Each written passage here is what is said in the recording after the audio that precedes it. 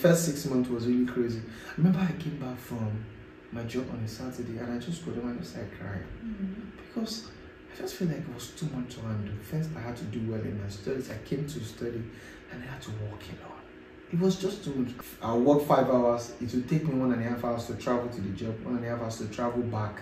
And when you come back that Saturday, you're done. And I was like, God, why am I passing through this stress? Yeah. Hi, everyone. My name is Yewande, and I am the host of the Now That We're Here podcast. The Now That We're Here podcast aims to tell the stories of immigrants who have left their home countries and now call another country home. We want to hear about their good times, the bad times, and what's next while they're here. I think the main thing is to share the unique stories of immigrants that we don't hear about in our everyday lives. We work with these people, we see these people, but we don't know how they've come here. We don't know how they are dealing with grief, how they are dealing with loneliness. And we want to share these stories with the hopes that the lessons and the experiences will help another immigrant feel less alone and feel more at home in their new country and in their new home. I hope you listen on YouTube, on Spotify, and everywhere else you get podcasts. I hope you subscribe, I hope you comment, and I hope you share. I hope you enjoy it, and I hope the lessons really help to improve the quality of your life in your new home. Thank you, and bye.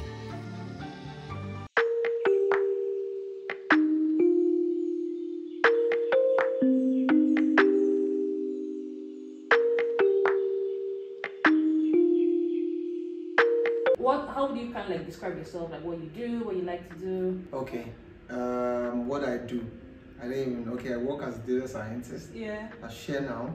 I'm a Christian. The Christian faith is sort of central to my life, really. A lot of things that I do, decisions that I make are central to that, so it's important to say.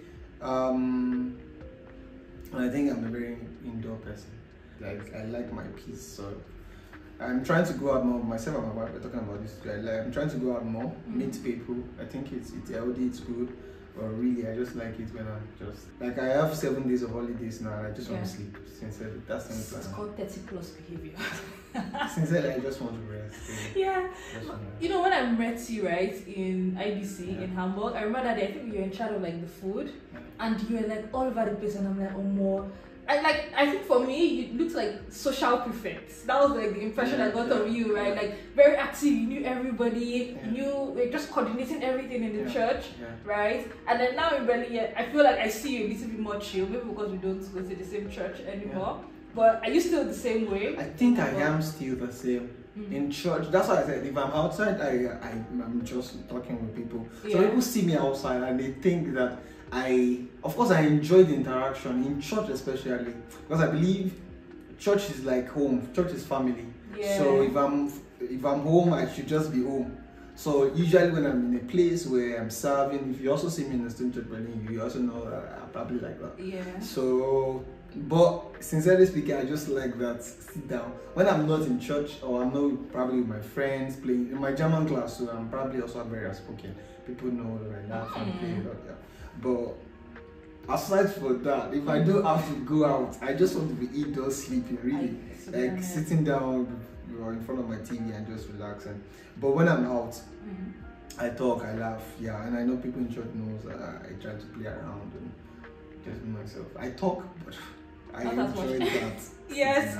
No, to be honest, I relate. Because when I tell people today, I would rather sit at home than go out. I just thought, give me internet and I can be in the house for 1 month. Really, internet and food, I'm not going anywhere. But people don't believe, because like when I go out I try to be present, right? Because I know that next before I come out next time is another 1 or 2 weeks, right? So might as well. Yeah, but church is also, it's church. So. And of course, I've been in IBCA, I was in the young adult school, the YAG, I had a lot of friends there. YAG's young adult school? Yeah. Those guys were actually a big part of my life. When I first came to Germany, the YAG really helped. It was amazing. They were my first set of German friends that I met there. I still have contact with some of them, and it was pretty amazing, really. So I really do enjoy it when I go to church. On Tuesdays, I go for my YAG meetings. And I was also a leader at some point. And Sunday I come to church and meet the same people. We go out to take a walk. Of course, my life was different from theirs, but I enjoyed it, really. Were they all Germans? Not all Germans, it was international. So I had friends from literally around the world. Yeah, because of that, the YAG group. And what made it also beautiful for me was coming from Nigeria. I came to join this group, and I think first meetings, I began to learn that worship and prayer and everything was somewhat, there's no definition of it. And so when the Bible talks about the church, I'm in God's mind. God is looking at all of the people around the world. Like if you go to Nigeria, the way we pray and like Kabash, that kind of thing. I remember the first meeting I went to, they said, okay, we are not going to have the opening prayer. And then they said someone should pray. The guy is Scottish. And then basically just closed it and scrambled some words. When we finished, I said, sorry, have we prayed? They said yes, it's different from the way I pray, right? Yeah. They said, that's just surprising that I didn't know that we had prayed. They said, yeah, we have prayed that. I should know when they are doing the closing prayer, they would tell me to pray. But all throughout the experience, I learned that there was no one way of, this is the perfect way of the way you have to like do your Christian work and fellowship with the people. People were coming from India, coming from Singapore, coming from this place, that place, and everybody was just bringing their different flavor. You see, their interpretation of the scriptures was also very unique, and if you try to bring everything together, it was really beautiful. I mean, it was amazing. I had the time of my life. In fact, we went to Israel. You went with them? We went together to Israel, to Jerusalem. Of course, that also really just opened up my... How was that? That was amazing. It was, I think, the best trip I've ever had in my life. It was really nice because these guys will go, wherever we go to, like, maybe we get to one river, they just want to swim. They're just looking for rivers everywhere. This Jordan, they were just trying to swim. When we went to the Dead Sea, they were just trying to just get into the water. Yeah, I was coming from Nigeria, I don't know how to swim. It was just not what we do. Myself and a Ghanaian guy, the job, maybe we're the only two blacks that were there. It was just the two of us. So every time we go to get to Juba, we now sit down waiting for them to finish up. Immediately I came back to Hamburg, I had to go and learn the swimming class because it was just embarrassing. I mean, it was also one of those things that you'd be like, our growing up somehow in Nigeria, I think that in some areas it's just like we are just at a disadvantage. I mean, these are basic life skills that I just think you should learn. When I first came to Germany, I had to work as a pizza boy. And how I got that pizza job was because, and was really key to me getting money to pay my bills and all, was because I knew how to ride a bicycle. I had Nigerian friends who also wanted to do that job, but would not imagine. I mean, those are like, in Germany, meaning you have your car. It's one of the basic things, So, I mean, like, we have to do better, I think. If I'm raising a kid in Nigeria, even if I was in Nigeria, I mean, those are basic things that I want my child to learn. When I was learning how to ride a bicycle, I was learning how to ride a bicycle in UI. As a university student. They will put me on better and push me, oh yeah, man, Lord, you know that kind of thing. Like that, and I just felt like I just wanted to learn this, and I learned it. I failed a couple of times, but I learned it, and I'm happy that I did at that time. I wish that I was taking swimming class at that time. It would have saved me some embarrassment. Because UI has a pool, right? It's like there's a there's a pool. There's a pool. And there's one, I don't know. It's possible that if I grew up with maybe like very wealthy parents, maybe the exposure will have been different and all like that. But in my case, so tell me about you growing up then. Growing up, I was born in a family of 4. I was the first child. I think that my parents didn't have so much, but they did their best to get us all in good schools. My father is this kind of person that is, I just remember the story. I was in primary 4. So they said, this boy is smart, that you should just go to GSS 1 from there. But normally it's primary 5 or primary 6. So it's like, that you should just go to GSS 1 from primary 4. But the headmaster had to sign for me to be able to write the exam. Oh, I see. So my father took it from, he doesn't come to my school. My father never appears in my school. If my father appears in the school, he never appears. My mom come, PTA meetings, I'll tell my father, please come. He'll be like, if I don't do that my job, will you have money? Will you even be able to go to the school? Can you come? So he came with the form, met the principal, Ghanaian, and then told the man that he just wants me to try it. That he should know what he shall. The man said no, that in this school everybody goes from primary 5. Primary 4, no, garnish. My father said, don't worry, I give you my word. Even if you pass, it will not go.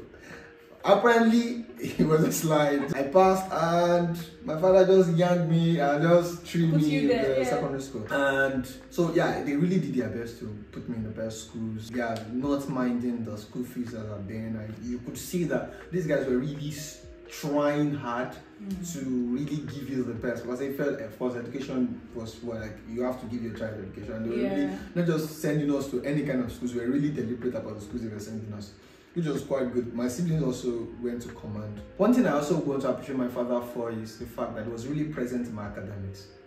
I could remember times when I was in UI and I would tell my father I'm writing exams on these dates, and he would fast. He would be telling me I'm fasting, and then when I finish the exam I'll call him, I'm done, and we'll go and break. So you could see that he was present. I mean, it challenges me also for parenting now to know that okay, this is a standard that you also can meet. Maybe now I will not be fasting my kids' exam, but I would be very present. My father knew the subjects that I didn't like. He knew, for example, that I didn't like biology. So my biology exams, he would really just persuade me that, just try to pass. Chemistry also knew I didn't like. But mathematics, physics, further mathematics, economics, those were my very good, those were my areas. I remember I was in command one time, the chemistry teacher asked me a question and I didn't get it. So he said, he said, what do you want to get in work? I said, so C5, sir, C5. The man was shocked. So you've already accepted your defeat at this point here. I remember my wife, chemistry, my father literally had to, be persuading me that I know you don't like this, but just put in your best and God will favor it. But you have to read. I know you don't like it. He was just really encouraging me just get this thing done and forget about it for life. So me doing anything biological was never. So I wasn't gonna do that. So I was studying mathematics in UI. Why did you pick mathematics? Huh? Why did you pick? I just liked it. I liked it from school. So I thought that I was just going to continue like that. I didn't know that mathematics in uni was. It's different. Because for example, I in SS3, I think we had an exam. I was like the second best. So I was really and I just said, and I had a friend, one of my friends who was my secondary schoolmate, was my seat partner, is in Finland now. It was really, I think that was really keen, some of the decisions I made. He told me, I remember I said to him, don't bother you read. He said, you like mathematics, just pick that area and just go with it. Don't bother your head to, you're a really smart guy. And I said, see, me, I have chosen physics, chemistry, but those are the ones I like. Any other thing you teach me, I cannot know it. He said, but you now is smart. Just go in that part. So when I did my jam the first time, my father actually wanted me to do medicine and surgery. He wanted me to be a soldier. So it was either be a soldier or do medicine and surgery. Why? Because of the fact that there were no jobs in Nigeria. So it was like, if you become a soldier, you will just work in the Nigerian army and then you don't have to be looking for jobs. So I applied to the NDA. I did the first round of the exams. It was really difficult to get a top person to sign for so that I can get in the school. We got in there. My father was really following me everywhere. My father normally would not leave his work to attend to my school. He would leave, come drive me around till we got somebody to sign. At the end of the day, I did that exam and today I didn't even see my results. So my jam form, I didn't even know that I was going to study. We just got to the cyber cafe that time. My father said, I choose UI. Medicine and surgery. What was second choice? Medicine and surgery. I said, don't worry, you will do it. I said, these things are. So jam came out, I had 217. Then I said that's quite too low for medicine and surgery. The second year that I took jam, I didn't even tell my father that I was going to feel. I just went to cyber camp, my friend picked mathematics in UI, then I picked industrial mathematics in Ibadan. I'd feel it submitted. And my father said, no, your jam form, let's go and I said, don't worry, I've done myself. He said, what do you mean? He said, mathematics. Everybody, in fact, we had some people on our street then. My parents are not super learned, so usually when they are trying to take these decisions, they try to ask people that live around the street and know us that look at the course that this boy was going to study. Is it good? Is it bad? So they're like, I remember one guy was saying, mathematics, you end up being a teacher. That's what he told me. You end up being a teacher. You can. Why don't you do engineering? I remember I was saying I should go and do industrial engineering. All these telecommunications people, they are looking for people. But I insisted that I was going to do mathematics. I went to U. I did mathematics. It was a different ballgame entirely, but I think I did well. I was in the first class, the 300 level, and but I finished with a 2-1, very strong 2-1. My reason for basically trying to finish the first class was so that when I go to NYSC, I could serve in a university. Because they said that if you finish the first class, you can't serve in the university. Interesting. I just wanted to. At the end of the day, I served in a university, but it wasn't because I had the first class. It was just because I had some skills. So that's somewhat the story of my growing up. I'm saying it in the line of academics. Spiritual wise, my father was a deacon. Okay, so you grew up in a Christian was a household. Bible study teacher, and so usually we don't do like the gym prayers, but we had a bell in our house. Once they ring that bell. Yeah, was in the morning. You have to wake up. The funniest part, there was a day I was outside on the 2nd Street. I was talking to somebody late in the night. Yeah. And I just heard a bell. That was from your house. So this guy said, that bell sounds like. They said, no, that we know whenever you want to pray. So that everybody has been hearing people's prayer bell. They said that we know that when time you people want to pray, we know. But does my father knows that this bell is this loud? So I go to my told him, he said, yeah. So the demons, they said, yeah, that day. And I think that culture sort of followed me all around, because in UI, I remember I used to wake up 6 a.m. or 6 a.m. to pray. And I would do that consistently. And you just never know that people were watching you. I used to pray at the back of my hostel. I remember one of my classmates told me that that's every time you start praying, I know that it's already 6. He said you never miss that time. Wow. So of course I didn't know what that meant at home. Yeah. Because I wasn't even really serious. I was just being a Christian. Church was default, right? So there was no. But then I think when I got to university and I was free, that's when I could really make that choice of, do I want to serve God or do I don't want to serve God? Yeah. And really, truth be told, my plan for going to UN to live in Houston, because my parents was living in Ibadan, I could be going from home. My plan for living in Houston was to go and be partying. Yeah. Because I was just like, I needed freedom. You know, you are growing up. I was telling my wife today, I teach teenagers in our church. And one of the things I see with them is, they are babies, but they are trying to do like they are adults. Yeah. So they are in that 2 words struggling, and I'm like, see, bro, just chill, enjoy this babyhood. There's no rush. You can't tell them that. That was the phase I was too, where you be like, when they are telling you don't do this, do that, and you're like, just I want to be free. Yeah. And I already had a friend who was a DJ at Premier out there. Premier was like one of the big hotels in Ibadan. So it was like, the plan was, I registered in there. And in fact, before I went to UI, he would be DJing in the hotel. He would call me on this extra cool in the night. Yes, that'd be a nice call. Yeah. And be giving the phone to girls in the club so I can talk with them. You know, just to give me a taste of, see, you are missing out. Yeah. So I really just wanted to get out of this whole prayer, whatever these guys are doing. Go and be living in the hostel and then just go clubbing every Friday where nobody knows anyway of what I'm doing. That was my plan until I got into UI, 100 level. I became they had this freshers forum, so they had families in the freshers forum, and they became the head of the family. And somehow, because I was trying to be responsible, God basically just used that to hijack me. From there, I just really started going to church early. Before, it's on Sunday morning, I'll bring out my clothes to wash. So by the time I'm getting to church, it's like very late. They are almost done with the sermon before I get to church. You know, if I even know that my father was a Bible studies Sunday school teacher when I was in UI. I got serious. I think that was you actually gave my life to Christ. Just before I got into you, I gave my life to Christ. I was serious with God. Started to pray more. Started to really get involved in fellowship. Started to learn the Bible. Started to listen to like Bishop Oyedepo, them Adiboye. I didn't know anything outside of the apostolic church setting then, which the teachings for me were not that deep as at that time. But I started listening to this book and it was growing my faith. My life was really regimented. Class, fellowship, hostel, class, fellowship, hostel. So you didn't end up going to the club? Never. I'm not sure I even miss it, but yeah, of course, that's the whole point, right? I save myself a lot of stress. Yeah. Oh, that's very interesting. So after school, after UI, what did you then now do after? After UI, graduated, served. Service was quite nice. I served in Sokoto. That was where I met my wife actually. She was also serving there? She served in Sokoto. Like I said, I wanted to serve in the university. They told me that if I'm only in first class, then I was serving in the university. But I didn't finish the first class. But in final year, of course, like I said, I gave my life to Christ just before I entered UI, and that 4-year period of being in UI, and of course with the strike, I was first of all, in 20 level, I was on the level, I was drama secretary of our freshers forum.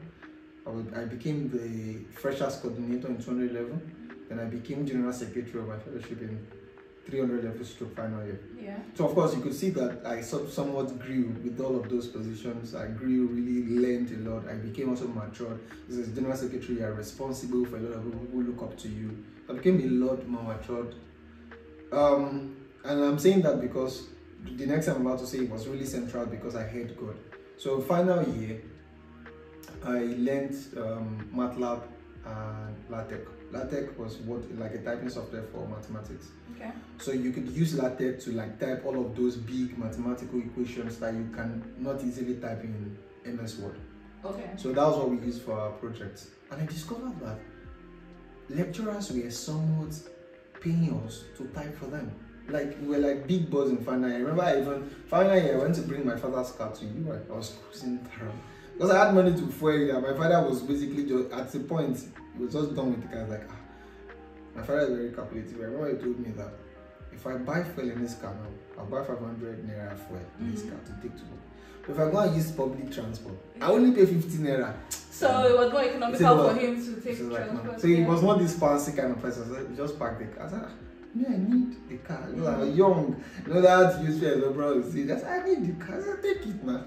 Take it. No, that's okay. So I was fueling the car thing here. In fact, for like 2 weeks, I had to call him now. People are not asking for it. They say, it's your problem. You don't say you want car.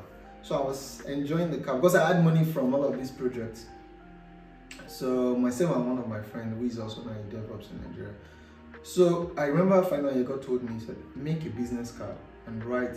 No, it was this scripture. I've forgotten the exact scripture, but I can somewhat paraphrase it. It says that. It was the brothers of Jesus I was talking to him. He said, there is no man that does these things that you are doing and hideth himself. They were tell him, show yourself and all that. He said, there's no man that does it and hides himself. That was what that came to me, that you know how to do these things, just don't hide in it. So I made a business card and then I kept it. It was that my friend that did it for me, said free, almost free, I don't remember how much. So I had a lot of it, took it to Sokoto when I went to camp, when we finished camp. So what was on the business card? It was just basically the things I could do. At that time, I knew a little bit of CorelDRAW, which was like for designs. Yeah. I knew MATLAB, I knew LaTeX. LaTeX was like my strong point actually. So I just wrote a couple of those things there, thinking that, okay, when I get to Sokoto, since at the University of Ibadan, which was like one of the best universities in Nigeria, lecturers were paying us to do this thing. Then if I go to another place, I can as well just continue. Exactly, that was my plan. So I went to the Sokoto. I went with this card. I remember I went to, after camp, I went home, came back.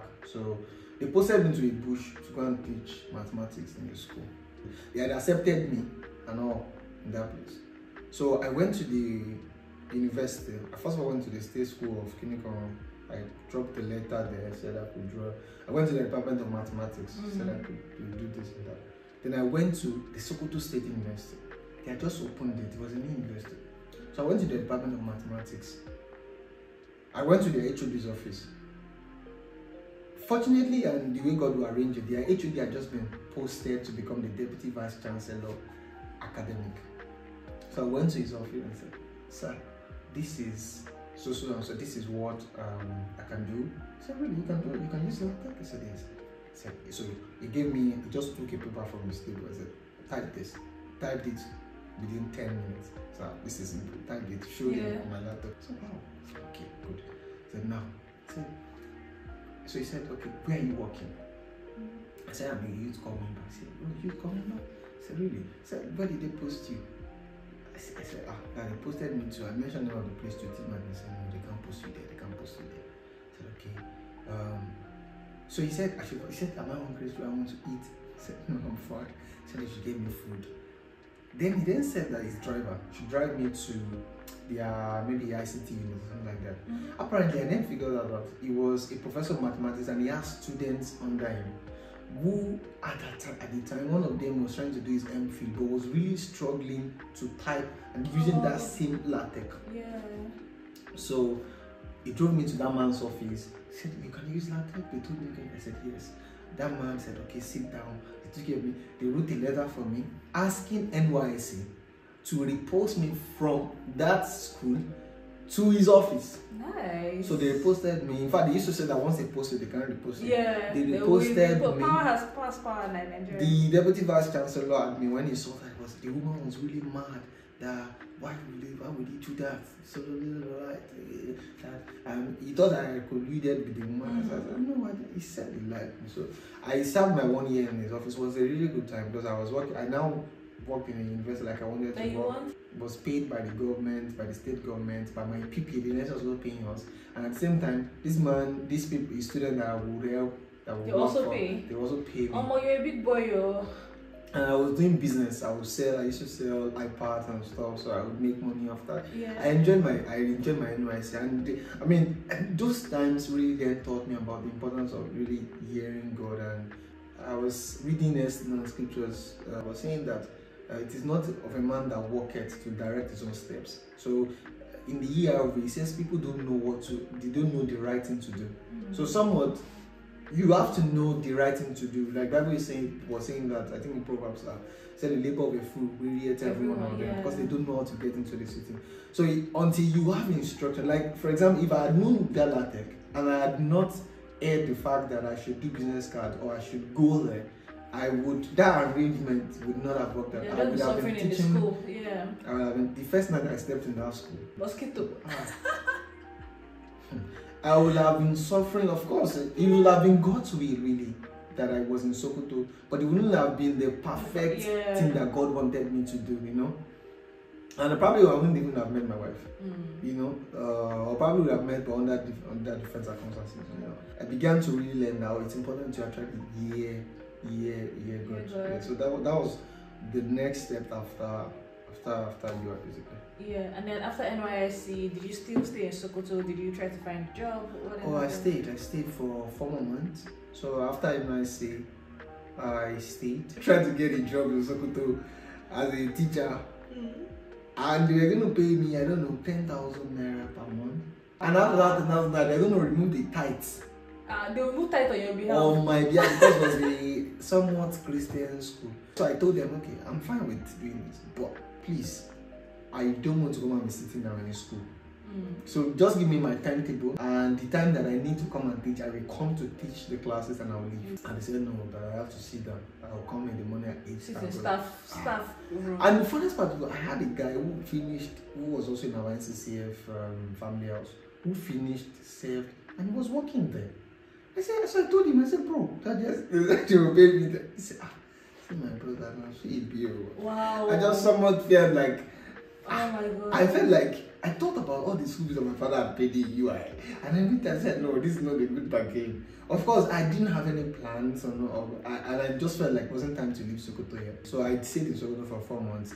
I was basically I basically decided I was going to travel out since 300 level in UI. Okay, any reason why? Reason why was almost a spontaneous reason actually. First, so it just got stronger with time. My mom used to, where we were living was right from where my mom's shop was. My mom used to have this grinding mill type of stuff. So that place we were seen as the poor people of the street. I remember then people would use clothes in their house and books in their house and bring it for my mom to give us, because of course they felt like we're poor. We were poor in that place because it was inside Bulija Estate. So in that setting we were poor. Of course, when we go back home and I look at our house, we are normal. But in that setting, we were poor. Yeah.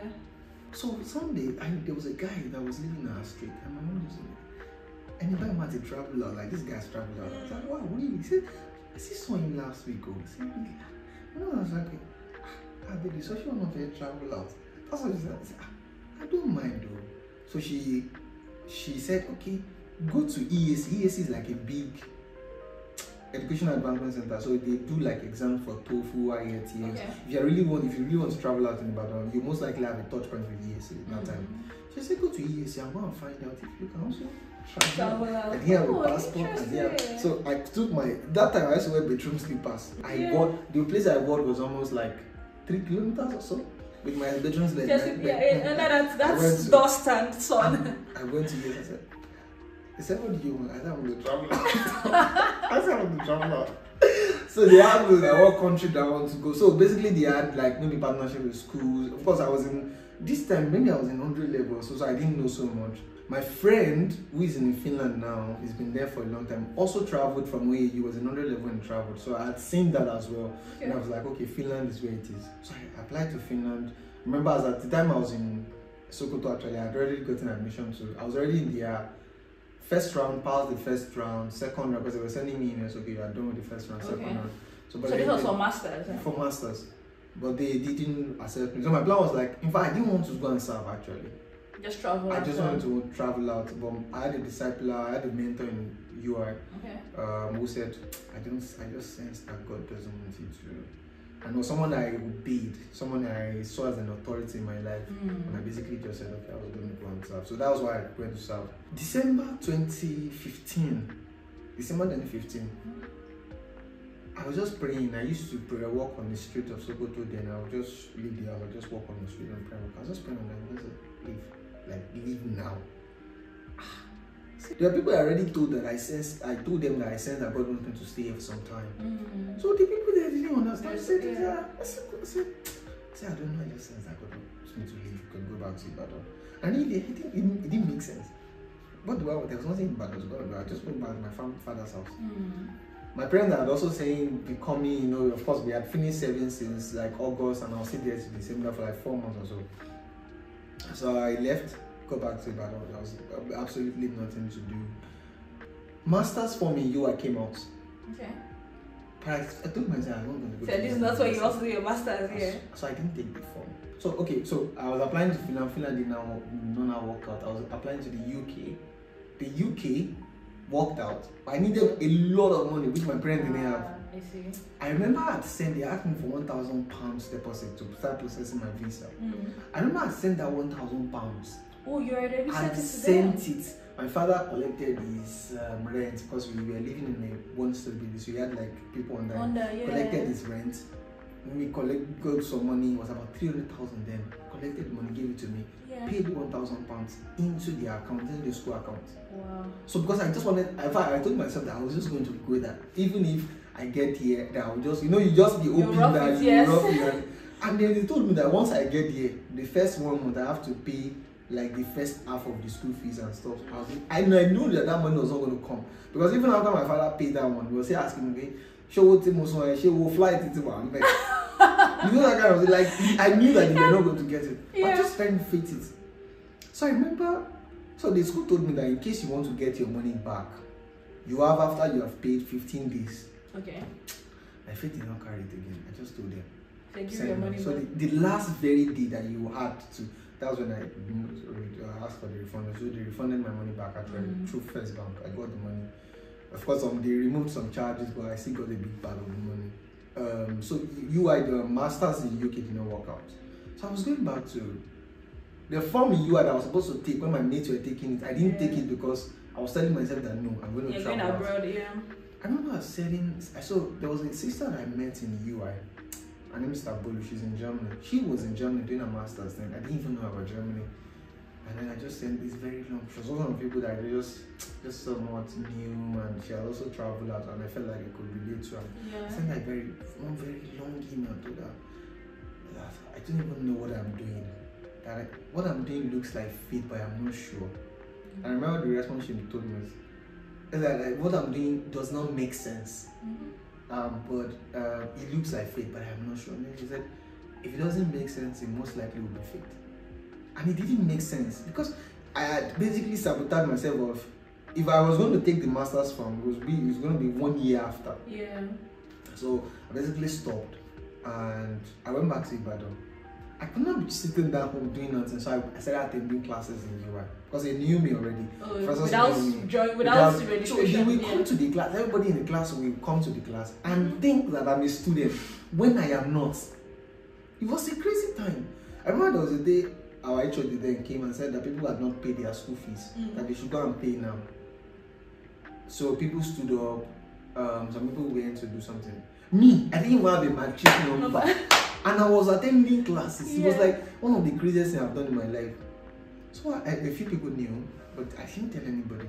So then, when I sent that email, she said, if you want to try Germany with yes, tuition free. So I said, okay.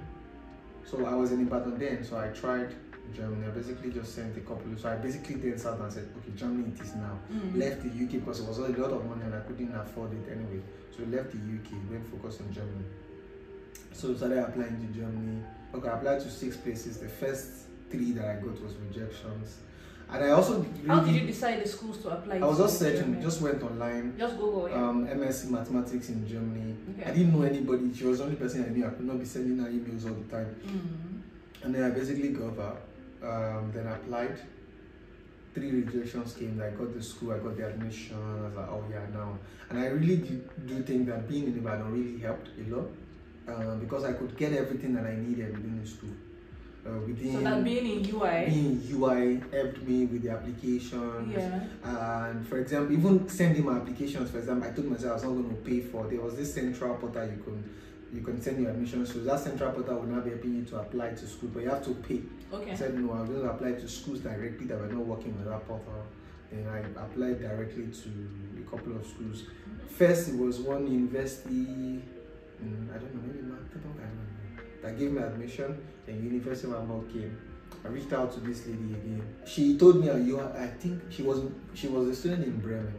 So she told me Hamburg is, I don't know this other school, but Hamburg is a very good university. I have a couple of friends there.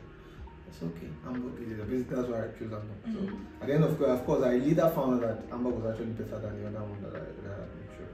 So started the visa processing. That was another long story. Not long story, but applied for a visa, my visa got rejected. What was the reason they gave? They said that they asked me all the mathematics questions I passed, but they asked me who was the vice chancellor. They were asking you math questions during the visa interview. They were asking me like, why do I want to go to Germany? The thing I want to go and study in Germany, is it not in UI? Okay. They were asking me like, what courses would I go and do there? So they said, okay. Then the one said, okay, that you're going to ask me questions about who was vice chancellor of Germany. I said, I don't know. Who was mayor of Hamburg? I said, I don't know. How are you supposed to know all these things? And you know the funniest part, I felt like God was someone orchestrating the process. And why? I remember when I got the appointment for the visa, I took my phone. Of course, I was one that was arranging the whole documents. I did the applications myself. I did the visa application myself. So I had to be reading a lot online. It was like, this was what I was doing. Were there any particular resources that helped you for that? Maryland was key. Was like there was a group that I belonged to there that you can just get a lot of info on Ireland and online reading. So there were a lot of people that were trying to come to Germany at that time too. So they were always posting their maybe issues or problems, and there were people that were trying to help out. So I got a lot of info from Ireland. So I was really searching. Remember, because I was living in Ibadan, I had to pass the night. 2 times I had to go to the embassy. First time was to certify my documents. So after they gave me the admission, they told me to certify my documents and send it to them and post it to them. So I had to go to the embassy, certify my documents and posted it to them. Second time was a visa interview proper. So I got these questions I didn't know. And it was good that I didn't know because the way everything ended up. So they rejected my visa. I was crying. The pastor said, what happened? I said, I applied for visa and they rejected. And the school had given you admission already? The school had given me admission. So the pastor took my document and said, I reject this rejection. Now you go back there and go and apply. So I went. So I later started searching online how you can appeal. They told me you can send a letter of appeal. The school told me that. So the school I was in. So first of all just checked on my own. So I appealed. I sent them a letter of appeal.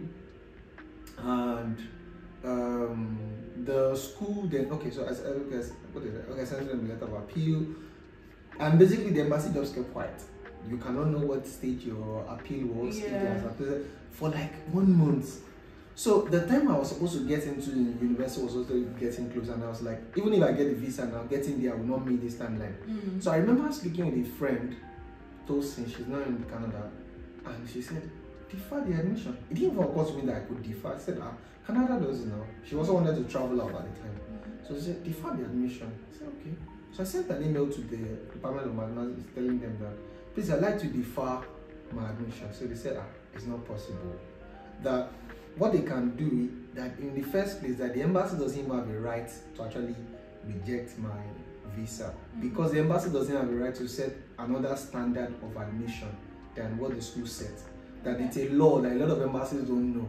They sent me a copy of a lady in Tunisia that took the embassy to court and won, and that I should take the embassy in Nigeria to court. I said, my sister, in this country, we don't. So I told them I had appealed, so they said okay. Is there any reason why you there was no other option for you? I just somewhat wanted a better. In fact, I wasn't even thinking of leaving the country and going. I just somewhat wanted a better. You know, like they say, if you want to be good, if you want to be the best, you have to challenge yourself against the best. Okay. I just wanted a better investing, like a better environment, and that was just it for me. So you just wanted better for yourself, really? That was just it. I remember when I was processing the UK, this guy that was supposed to help us block the account. Yeah. We were at home one night around 8 p.m. or so. The guy called my father and said, "Meet me at the social place now." Wow. We started, all of us, my mom wore clothes, we started running. My father fell on the staircase. Oh my God. He could not stand up. At the same time, he didn't want us to wait for him. Yeah. And he just said, go, just go. So he sat down on that staircase. We had to, I see when I look at it, I just feel sorry for him. Because he knew that this was what I wanted. And everybody in the house also felt like, this thing has to get done. Because they also saw it as a hope for the others and everything. Yeah. So, at the end of the day, it didn't work out. So I didn't tell them about this blocked accounting. But you knew about it? I knew a little bit about it. I read it somewhere, but I didn't pay attention. Anything I just wanted to add negativity to, just don't see it. Because I knew that if that was it, there was no way my father could afford it. And I didn't, of course, didn't know anybody that could also be a sponsor here. So so the lady here is said, do you also know about the blocked accounting? I said, oh yeah, I know about it. So apparently that was going to be an issue, and God somehow just worked it out. I remember when the visa was rejected, I was home one day and I wanted to go and print some documents because the documents never stopped there. Either you're taking it here or for that. And I remember God saying, I said, I'm taking you through the waters. I said, and I'll bring you out on the other side. I still remember those words now because they are key to, when I tell the story of my life, they are somewhat just key. And apparently that was the way it worked. So when they gave me the visa. So they gave you the visa without you having a blocked account? Yeah, which was where okay. I'm going to get to now. So when I wrote the school said, we can't defer the admission for you, but we have a legal unit. We're going to send your info to the legal unit. And when we send your info to the legal unit, they're going to take it up. So the student affairs sent my info to the legal unit. Legal unit man started writing back to me. I was reading these emails a couple of months ago. I couldn't sleep, so I went back to my email, but I was just reading emails. I just felt teary again. You could see the guy was writing, "Hello, sir. Thank you very much, sir, for everything." Yeah. You feel so helpless at that point. There was nothing I could not be fighting them. I remember there was a day I went to Lagos for an interview. So you're doing job interviews too at the same time? My discipler told me that MTN was doing like an interview that I should go. So I was not interested, but I just went because it was my discipler, so I just went there. So when I wrote the legal unit, the legal unit there wrote them. I said, so happened, please. So they said, the first one said that legal unit should get a document from me that I should give legal unit like authority to see everything. Shout everything, everything you want to see, give him. I don't boss about my name. So they got it from me, they sent it to them. It didn't take more than a day. They got back to legal unit and said, oh yeah, it was because he applied and he couldn't answer some questions about Germany. But after reading through his appeal, we have decided to move on with this process. Okay, first, the student affairs. The lady that was in the student that was my contact had a friend at the visa office in Hamburg because usually they will send the applications here and then they will approve it here before they get back to them. So immediately she got that, she called her friend who was at the visa office and said, please let me check this name. That one checked and they said, these people did not even forward the application at all to Germany. So they just rejected it from It was from Lagos. They said so that they were at fault by that. So the legal unit then said, so that's why he said that we contact the legal unit on my behalf, and that's why the legal unit took it up. So they told the legal unit that they are going to forward my appeal. Immediately they told the legal unit that the legal unit on my behalf wrote the visa office in Hamburg and said, this guy has been waiting for 1 month because this embassy in Lagos did this and this and this. Please, can you fast track the process or can you speed it up and stuff like that? So that same day, Hamburg office said we accept your visa. Said they have. So they then told me that they have told me. So later that they wrote me again and said they told me that they are going to accept your visa and they are going to give a positive response to the embassy in Lagos. Yeah. So I said, okay. I don't wrote to him. He said, sir, there's a problem. And this was where the problem was. He said, so they told me to pay for tuition, the semester tickets. So I paid for my semester ticket. It was about 250 euros or so. So I just sent the equivalent 20. You know the money that the UK refunded. I had. Oh, you still had it, yeah. So my parents kept keep it in case because we know you still want to travel. So I took out of that, paid. So that time there was a big shortage of foreign exchange and foreign money in Nigeria. It was a very short. It was not as bad as it was now. Well, that Jonathan time or so. It was 2016. Yeah, it was it was really difficult. So I said, sir, even that to send that money took like 2-3 weeks before the Hamburg University to say, oh, we have seen your money and stuff like that, just to enroll. So this I said, sir, thank you for your help so far. Oh. So I was in contact with one person, I don't remember who it was, maybe it was in the legal unit. The man told me that, so I asked him that, what should I do about the blocked accounts? He said, I think that you should hold on with it. So I said, okay, I will hold on. So this man, after they gave me the positive one from Hamburg, I now told the man that your colleague, or maybe it was you, told me to hold on with the blocked account. I remember reading the email and he said something like, I don't know if you have been in the news, but there's been a big shortage of foreigners in Nigeria.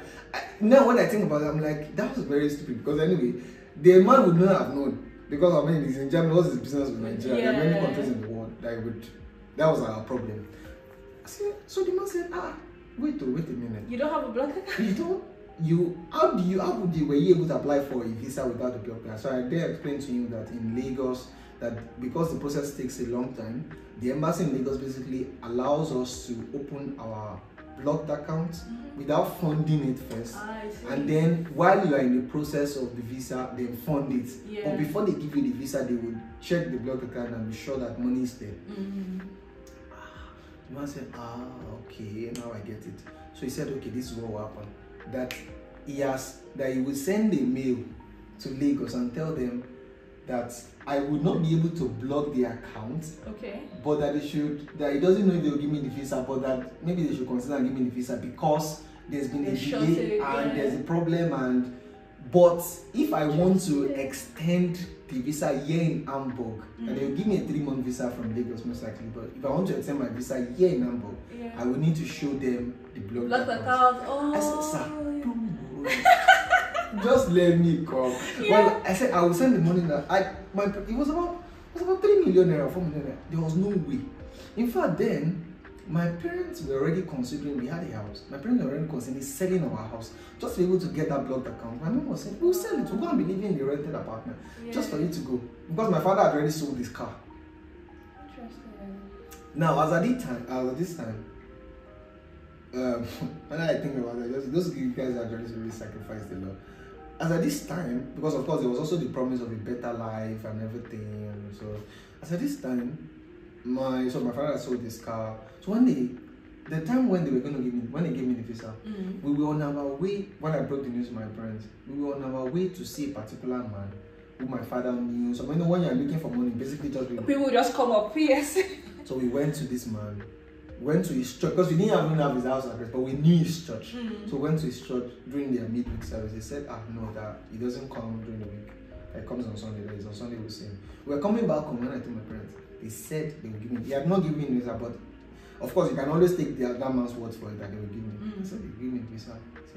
Said okay, but I would need to block the account. So we actually wanted to meet the man to be able to borrow the money for block. And my father, every time we go and beg people for money, we say, I have a house, I have a land. If you want the document of the two, I will give you. This boy, when he gets there, he will get the money every month and send it back to you. I can vouch for him with my life. But please, just borrow me this money. And I will see how elderly will prostrate on the floor. When he prostrate, my mom that would knew I also prostrate and said, please help us, 3 million, 4 million naira. And people will say, so this man said, that I don't have the money, but they've given you the visa. I said, yes. He said, we'll give you the visa. I'll pay for your flight ticket. So that's how I got my flight sorted free of charge. So the man paid gave us 150,000. My Emirates flight was about 120,000. So my flight was sorted. That's how I got to my flight. No stress. Now, I was coming to Germany. Everybody in the house got all the money, the remaining from 300,000 from everything, the remaining 30,000 from the extra the man gave me. Every money we had in the house. The night I was going to leave, my father called everybody. I said, small kids, maybe 15. Said, this is all of wow. Who has money in this house now? Please bring it. Because he was trying to just get me as much money as I could. Because I didn't have a block account and I was going to a foreign land where we knew nobody. And the block account issue was going to come back in 3 months anyway. We could not settle that. So I was like, please, anything you have. I remember my junior brother said he had 10,000. I said, when do you have a bank account? So he withdrew the money. I remember I went to change the money then at the black market, and every the money was not even up to 1,000. My father went very early to shop that morning, borrowed more money, gave it to his friend. His friend came to meet me. The whole money still didn't enter 1,000. I'm really just trying to get about 1,000 euros so that when you get there, you can sort your life. So he said, okay. She just saw me off, everybody, the people that cried. I went alone to the airport. I told them not to follow me. Got to Germany. So apparently when I got to Germany, and I just see, when I say this story, I just see God in everything, really. When I got to Germany, my junior brother, the one after me, was just talking, you know, when your brother travels, I basically can be floating so it. He was talking to someone and said, my brother has just traveled out. So that guy said, to where? He said, Germany. So I have an elder brother there too. So that was my first contact in Germany. Apparently this elder brother that I had was also the son of our overseer in my father's church. My father did not even know that his overseer had a son in Germany. So immediately I got there, they got me the man's number. So the first day, the second day I got to Germany, I called them. I said, everybody, you could hear the follow. Oh no, everybody. So they told me, okay, so I said, life is a struggle. So I came to Germany. I got to the airport in Hamburg. I went to 2 taxis. What month did you come in? It was May. It was also cold. But then it was still cold for me. That's something. Everything, the whole Germany is cold. It's your first time coming from hot Nigeria. I wore a shirt like this. I didn't even have shoe. I only had one flat suede shoe. This that made me close. So that was the only thing I had for like 1 month. I was always worried about. Life was really hard. When I think about that first few months, life was really hard. I got to Germany. So this man was my first contact. Man was married to a German. And then, so I contacted him. You were already in Germany before you contacted him? Yeah, I was already in Germany before I contacted him. Funny enough, some people in Nigeria think that was man that helped me to get to Germany. You know, usually stories bend somehow. Some people are like, we should be I'm like, these people don't know. So I got to Germany, called the man said I should not worry. So when I was going to extend my visa, I remember going to the Auslander Bureau the other day, and you still didn't have money in the I didn't have the blocked account, but I had this man's contact, and this man said, oh, he would try to get me the sponsorship letter. Okay. But the problem was he had, I think, 4 or 5 kids. And his salary, but they have to look at the salary. Can you take on 1 extra person? They told him, oh, you can't take on 1 extra person with this salary. So he told me that that's the issue, that him and his wife has already gone to the foreigners office, but that's the problem. So when I got to the foreigners office, I told them, these people, of course, they didn't know the whole story that happened. So it was just I was just judging my case based on you have come, you are here. So this woman said, you don't have a blocked account. That's a problem. We cannot extend your visa. So I said, I have a brother in so place and he's trying to help me out. So I called him on the phone and I gave the phone to the lady. They spoke German. Speaking in German, blah, blah, blah, blah, blah. Afterwards, the woman said, oh yeah, I was speaking with your elder brother. He has explained the situation to me. She was telling me in English. He has explained the situation to me. No problem. I will give you 3 more months. And then after that 3 more months, you will come back. If you see me also, because they are how do you want to explain? They had delayed me outside. I was not thinking that from here, I'm just going home. Airport still. My mind, I was thinking that, the concussion that I cooked this morning, I need to eat it. I'm not taking pictures. So immediately I first of all got out, I first of all took pictures. I said, yes, at least if they deport me, I can show that, see, you came abroad. It was really crazy. I came to Germany maybe with like 500 euros or 600, I remember. when I finished paying my first month house rent and the tax that I took, instead of me just buy you didn't know now, yeah. I didn't have enough money to pay my next month house rent. So how did you survive? So basically, I had to start working from the first month I got to Germany. So we had this sheep cleaning job in Hamburg. Then, sheep, like the animals? Sheep. No, not sheep, not SHIP. Okay, the boats, the cruise lines. Yeah. So they used to dock in Hamburg, and on the weekends, the cleaners would need man to clean the rooms. So that was the job that was the first place I actually met status and stuff. That was the job I was doing, and then I was earn, I think it was 10 euros of 11 euros per hour, and I worked 5 hours. So at the end of the month, you get like 250 euros or something. So I had that. I added that to what I had. I could pay for the next month. In fact, it was really bad because when I was reading the emails, I even saw that it was really bad because first when I came, I had to do my health insurance. I didn't have a bank account, so I was giving all of them my blood account that there was no money. So later for a month they sent me email that you can't take money from this place. So I had to go and open another Spark and say.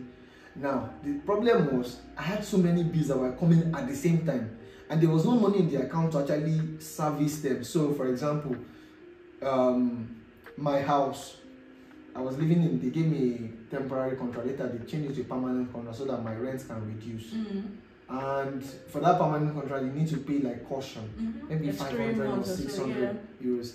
Now the problem was I didn't have 600 euros, so I had to read them an email and said, "I'm sorry, I don't have this money. Please, can I pay just 100 euros now?" I think it was 300 euros. Remember, I was reading the emails, it was very funny. I said, "Please, let me pay 100 euros now, and then I'll pay the remaining money later." So I'll pay 100 euros plus my house rent for that month. Then I'll pay the money. Now, when I do that for this month, they will leave me for like 2 weeks. The next month will have come. They've gone to my account. So usually, you have to have like the money has to be there. So if they are going to come and take the money on the first, those people have to meet the money there so that they can take. But my jobs are paying me salary on the 15th. So I somewhat have to have the money for the next month already ready. So it means like you have to have like enough. But that was not the point where I was having. I was literally getting money from my jobs and paying. Them. So it means I also have to work enough to even get enough to pay. So I had to do 2 jobs. The pizza boy that I was doing, and that one was also very embarrassing, especially when it rains. Oh yeah. It will rain like this. You enter a restaurant, people will be running from you like as if you had shit on your body. Are you serious? Like, I mean, because you're drenched. Yeah, you get it. So you would get in the rain, and it is in the rain that they sell most because nobody wants to go and buy stuff in the rain anyway. So they basically just order from your phone and expect you to come and do that.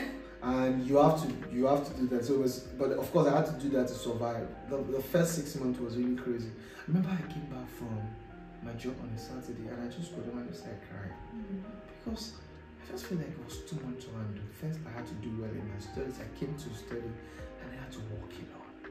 It was just too much. And why I was crying was I got home. So we had some students in my class that I knew that were on scholarship, full scholarship, was Erasmus scholarship. And they were just outside grilling and partying. And yeah, I was coming back from, I worked 5 hours. It would take me 1.5 hours to travel to the job, 1.5 hours to travel back. And when you come back that Saturday, you're done. And I was like, God, why am I passing through this stress? And I just started crying. Remember the first month I got to Germany, I believe in divine position, really, because I see it has worked a lot in my life. I got to Germany, I was trying to do orientation, and because I'd missed 6 weeks of lectures, so I was really just trying to play catch up. What courses could I register for? Who can I talk to? So I got there. They basically just showed me, okay, these are the courses, you can talk to lecturers, you can still join the class, you can register and stuff like that. And they said, oh, don't take too much so that you can basically just focus. So I remember I was on the street one day, I was going somewhere to register, maybe for my internet. And I just stood on the street, because it was I just prayed in tongues. I had just my suede shoe, that was all I had, and a shirt. And some 1 or 2 shirts that my mom bought from when I was coming, and food. I had noodles and all like that. Those were the things I had. I just stood in the street and I just prayed. I just saw this black guy coming. So when you see a black person here, you probably just greet them. Yeah, just smile. Yeah. So he saw me and then waited. He saw that I was praying in tongues, so he knew that I was praying in tongues. So he waited and said, I greeted him. Said, how are you doing? Said, my name is Banky. And then I said, my name is Samson. Apparently, he was a PhD student in my department, which was like a lifesaver. So, and in fact, it was one of my lecturers. So he said, my name is Banky. I said, yeah. So we met on the street. So he said, where are you going? I told him I was going. He said I was going to diarrhea. I was going to walk me. We found that I was a Nigerian. He also grew up from Ibadan. So that connection was already there immediately. Yeah. So I was even telling him, he said he's also a student. He said, I'm also a student there. I said, oh, really? I've seen a reading partner or something like that. So I was like, yeah, and I'm even looking for so and so person. So I'd seen his name on the lecturer's list that those people told me to contact, and I said, there's even a Nigerian in the department. Oh, really? He said his name is Adileke Bamkole. I said, oh, that's me. I said, good afternoon, sir. Because you know that kind of. Yes. He said, no, we're gone. So he said, no, don't worry, everything's fine. So it was really like one of the people that helped me a lot to settle in, told me the courses I could take, talked to lecturers on my behalf, because it was teaching, was a PhD student then, but it was already, they knew him. Yeah. And he also helped me to stand on my toes, to know that my academics was really important. Of course, because you could easily get carried away. That was one trend I saw with students that were my colleagues. They come to Germany to study and then they go and be working, trying to make money, and basically just leave the studies. Yeah. So he was really helpful, would tell me this course is good, this lecturer is good, you should speak to. That was so I got to Germany and basically got just at that. It was also good that I came to Union, because if I probably gone to somewhere else, I probably would not find somewhere like that. Yeah. So I had that person I can always run to. Remember at the beginning, I was using his phone to call Nigeria. So first semester was good, I had very good grades. It wasn't bad. Second semester was really bad, because there was a lady I was eyeing in Nigeria. I asked out. So it was babe that distracted you, not even body at work. Well, that second semester I was already getting better. Yeah. Our first semester I was mad or high. So later I also came to Berlin, work for some time, so I earned more money. So I had the reserve. Yeah. So the reserve was the issue. Once I had that reserve, it was fine. To extend my visa. Exactly, the second time, right? The second time. So somebody told me that, oh, now that you have a job, and this also happened. So my visa, usually when you go and extend your permit, they give you a work permit as a student, and they tell you how many hours you can work. Yeah. So I didn't have that, but I had a visa from Nigeria. So I took that visa, my first job, my pizza boy job. They asked me for my work permit. I said, I don't have that. This is my visa. And actually at the outside they told me that this statement that they wrote on that means that I can work. Okay. That I should just show them, but that employers don't just know about it. Yeah. I said, but anyway, I have an appointment at the foreigners office, and that this is my appointment slip. So they have a paper that somebody just wrote like a time. Oh yeah, stamp. Yeah, those. Yeah. So I gave them, was at the Rathaus, the Hamburg Welcome Center. So I took it, they said, okay, they will take this, So they took that paper as my work permit. Saying that, that they know that the queue at the Hamburg Welcome Center is always crazy. But anyways, we were really looking for people to ride bicycles, so they basically just said, so they gave me a work contract. Now, to get my visa extended, that work permit was what I took to the Welcome Center to tell them, I have a job now. Yeah. And so they calculated 450 euros every month on the minimum. And so I spoke with some friends, they borrowed me money. And then I kept in mind. So this man that I also knew in Regensburg, from my parents, gave me 1,000 euros. Somebody gave me 1,000 euros. I got about 2,500, 3,000. Kept it in my account. Went to show them. Wasn't even blog. I just showed them you have a job. I have a job. Add this job, 450 euros to this money.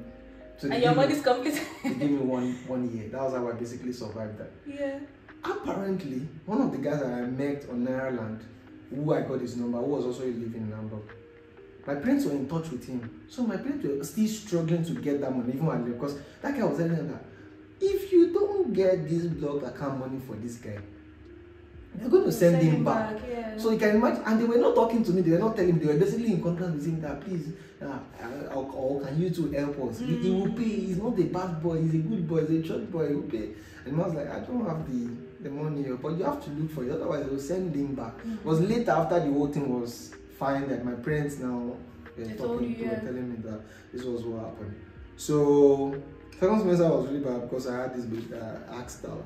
And then she didn't give me a response, and basically my brain, I thought we were dating, and then they called me and said, Sorry, that time I was just failing my exams. Oh my god! So breakfast, she served you. Even after I think I had gotten over it, I still was failing, and that's why I also really appreciated community. So then I was already in the yard. I didn't really tell them at the yard, but my Nigerian friends, Tatose and Felicia, I can't forget those people. Those people now started holding me by the hands. They would pray along with me, really walk me through that period. Yeah, we had times where they would just come in and just pray with me and just really counsel. This guy also was Dr. Bankole was also very, very, very, very helpful. So it was also that I saw it last. It wasn't a coincidence that I came to Germany. God wanted me to be in Germany, and God wanted me to be at the very place where I be. Because if I was somewhere else, I probably wouldn't have survived. So I needed to be exactly where you were, where I was, because that was where the provision was. And if I was somewhere else, maybe I wouldn't have gotten the provision, really, because it was tough. But I basically saw it as that statement I got to me. I'm walking here through the waters, and I'll bring you out. And it could have been the hand of God, really. Okay, wow, that was interesting to hear. Okay, so now you've come to Germany, you've had all this, going to the immigration offices, everything. How were you able to survive in Hamburg? So two things. So just surviving in Hamburg, you're coming from Ibadan, everything is different. Yeah. That's number one. And then number two, the way religion is practiced. I know you were active in church, you had this whole youth group. But the way church is in Germany is very different from the way it is in Nigeria. Yeah. So how were you able to kind of do both of them? I think somewhat that I already had a life pattern. And when you have a life pattern, you somewhat just settle into that life pattern, maybe unknowingly. Church for me was key, no matter where I was. So if I move away from Berlin now to another place, only if there's no church, then one of the first things I'll try to do is look for a church. So I was attending a church in Hamburg, I didn't like it, I left, and then I came to IBC. And I knew the minute I was in IBC that I wanted to be involved already. So joining their year, I don't even know who recommended their year group to me, but maybe somebody told me, or I just said I was going to try it out. So I'll go there on Tuesday, and from the first day that I went there and I liked it, I just was going to go anyway. After some time, life became a bit easy in the sense of the two jobs that I was doing. I would run pizza errands on Fridays and Mondays. Saturdays was for the cruise job. So basically, because I needed the 2 money to be able to. It wasn't like I was spending a lot of money, but to be able to pay my rent and health insurance, those were the two important ones. And of course, 6 months after, I have to buy a new semester ticket. I have to be doing that, and I can't be asking them for money from home. I remember when I first came, first 1 month, I told my parents that I didn't have money. My father said, okay, I'll send you money. He sent me 5,000 naira. Oh. I went to use my GT bank card to collect that Spark card. He gave me 10 euros. From that day, I told them, don't send me. Because for them, that 5,000 euros, this is a lot of money that I give. Yeah. I said, bro. 10 euros, that's lunch money. Don't send me money. And I remember when I was going, my father called me and said, you know that when you get into the bedroom, water flows from the head down. Water doesn't flow from down up. I said, do you know what it means? I said yes. So I also understood that first time they were just pitying me. Okay, the other time that my parents also helped me a lot was someone was going to Nigeria. They bought some clothes and gym for me. Just clothes. The first time I bought a used shoe in Germany, trainers used shoe. If you see how excited I was, the only shoe I had was that suede, and it was getting cold. So literally, I could feel like I was using my bare feet to walk. I was wearing a shoe, but people didn't know that it was basically my bare feet. After I bought that, we had one running in Hamburg, in Union Hamburg. So they organized one race. We run around the All-Star. I didn't have shoes. I didn't have running shoes to wear. In that, our cruise job, they gave us some safety shoes because it was one that you could have to be carrying also. I wore safety shoes to run. My legs suffered. I didn't have shorts. I ran with just my boxers. because I just wanted to be part. I was boring. I was home. I just wanted to be part of the whole thing. And when I look back now, I'd be like, oh God, this was a phase. So church was just. Was just by default. I would just look for church and just join. Life generally became also, with time, I think I just got into the flow. Now I made more friends. Yag, I had people to talk to in the yag. Of course, I felt like maybe a lot of them could not relate to every story of my life, but the part where I felt like I could get help from them, I would get. Like for example, my trip to Israel, some people sponsored my hotels. And why they sponsored my hotel? Because they wanted me to preach. This guy in Israel? Yeah, so they wanted this situation where we like maybe at some places like sit together and then just somebody would preach the Bible maybe a couple of times, and they just asked Samson would do that. I was like a pastor, so they wanted me to preach and they wanted me to be there. And of course, we have our green passports. Out of everybody, it was only me and the Ghanaian guy that had to apply for visa. So you have to go through that process and all. Yeah. I think so. But I paid for my flight. I had enough money to pay for my parents. About maybe 130 euros. But my hotels were paid for by someone, one of them. School, I somewhat got used to school also. With time, you sort of know how to pass the exams. The first exam I wrote in Hamburg, I failed because it was an open book exam. So I basically copied. You just wrote the book? All my notes inside. They said that they gave us, we can bring in 2 sheets of paper to formulas for them. Yeah. They don't want you to cram, of course. It's not like Nigeria. So they said the exam was going to be for 1 hour. Usually mathematics exam in Nigeria was 3 hours. So when you write one a day, when you finish the exam, you are done. You're just going home to sleep. So this 1 hour that we should write. This exam, I didn't read as much. Because everything in my notes, everything. Just copied it in the paper. I just wrote it very tiny and everything was there. And I brought the paper. I failed. Because apparently what they were looking for was not for me to come and pour what they taught me in the class. It was a different thing entirely. So I had to relearn how to pass exams. Yeah. And the good thing was that you could write exam twice. So if you fail the first time, you can write second time. Without affecting your GPA. Yeah, without affecting so nice. Why did we have that in Nigeria? That was really good. That was really good. Yeah. My second exam too, I failed.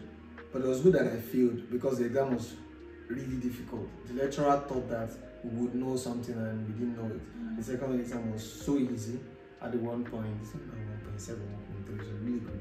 And then it's the other way around. So 1 point is good here. And 1 is the best one. Okay. 1.0 is the best one. The bad one is 4.0.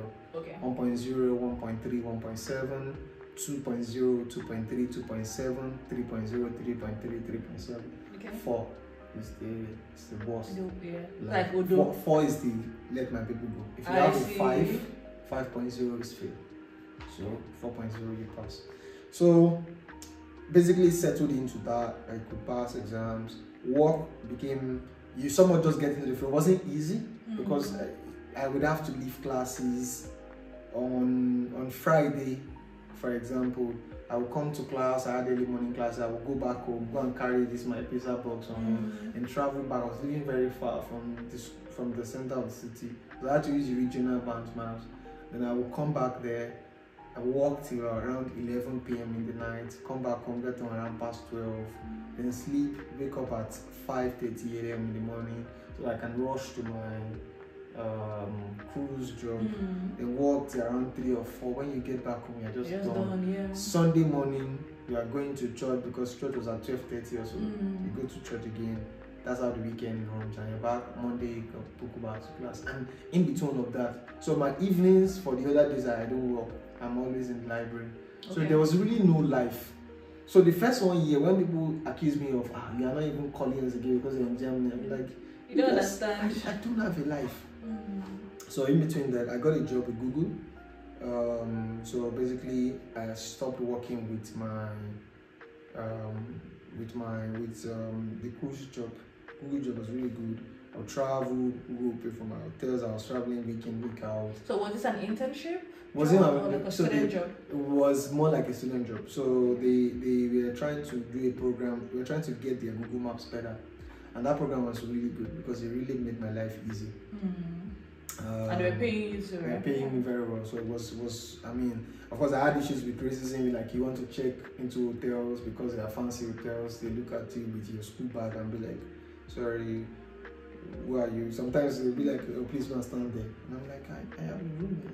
I have a room here. And I'm like, I have a room here actually. And then, yeah, that was really also made me travel. Really made me travel a lot. So were you going around Hamburg or just Germany? Hamburg, Germany. Hamburg. I've been to like small villages, big towns, Bremen. Like within Hamburg, small cities areas, around northern Germany. I was traveling a lot. They would pay for my hotel. Every week I have to travel. And it was also easy to travel at that time because I was writing my project, my introductory project. So I wasn't taking classes any longer. And it was also good because then I was also on a scholarship towards the end. Oh, how did you get the scholarship? So there was this scholarship from, what's it called? International students. If you're an international student and you are rounding off, so for like your last semester and you needed help. So basically I went there, I said I needed help, and then they paid me that. So what do they pay? Since tuition is free, what does scholarship They pay you for your upkeep.